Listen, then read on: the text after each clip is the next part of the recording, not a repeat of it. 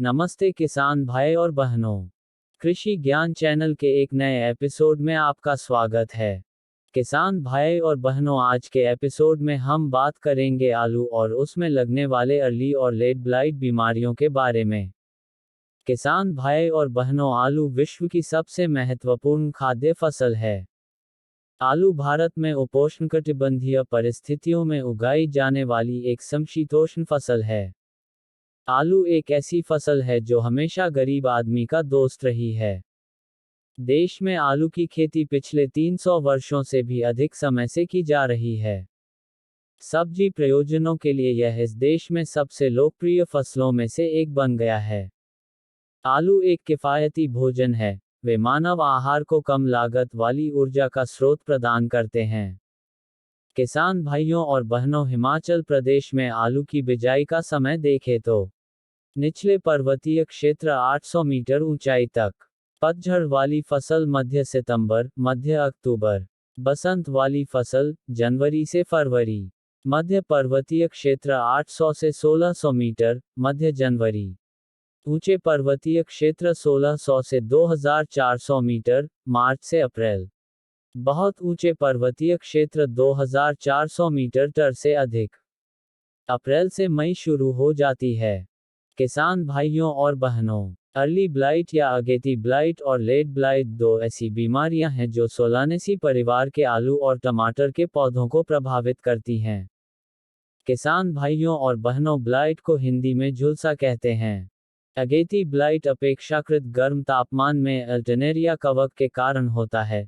देर से ब्लाइट झुलसा ओमिसेट फाइटोफ्थोरा के कारण ठंडे तापमान में होता है। आलू की अगेती ब्लाइट फफूंद प्रजाति से होने वाला रोग है, वहीं आलू की लेट ब्लाइट ओमिसाइकिट्स के कारण होने वाली बीमारी है, जो फफूंद का दूर का रिश्तेदार है।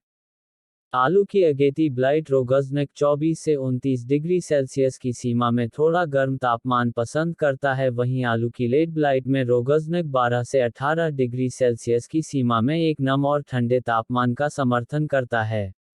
किसान भाइयों और बहनों, अगर लक्षण की बात करें तो आलू की अगेती ब्लाइट में पुरानी पत्तियों पर गोलाकार गहरे भूरे रंग के छल्ले या घाव, जो धीरे धीरे तनों और पत्तियों तक फैल जाते हैं, इसका पौधों पर थोड़ा प्रभाव पड़ता है।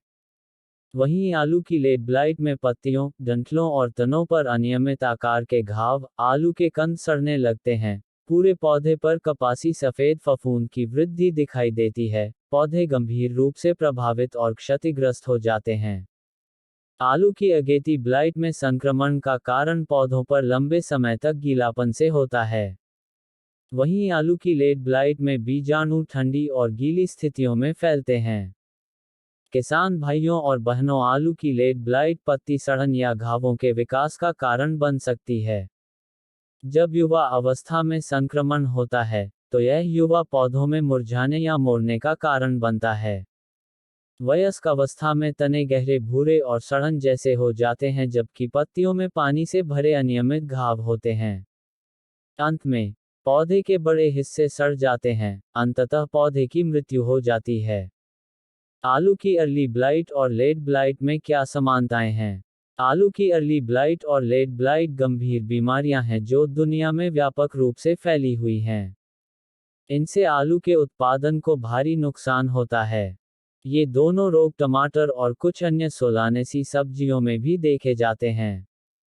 ऐसा सोचा जाता है कि ये रोग आमतौर पर दो अलग अलग समय अवधि में दिखाई देते हैं, ऐसा जरूरी नहीं है।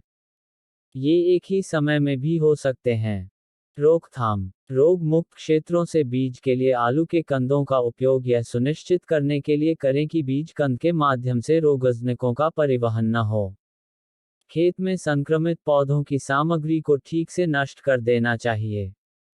कुफरी हिमालिनी, कुफरी अशोक, कुफरी चंद्रमुखी, कुफरी बहार और कुफरी पुखराज किस्में जैसी प्रतिरोधी किस्में उगाएं। महामारी से बचने के लिए बुवाई की तारीखें आगे बढ़ाई जा सकती हैं, क्योंकि बीमारी आमतौर पर जल्दी बोई गई फसल पर प्रकट नहीं होती है। व्यापक इंट्रा रो और इंटर रो स्पेसिंग उपयोगी होती है, क्योंकि ये रोग के विकास के लिए प्रतिकूल परिस्थितियां पैदा करती हैं। सूर्य की ओर कतारें भी संक्रमण को हतोत्साहित करती हैं।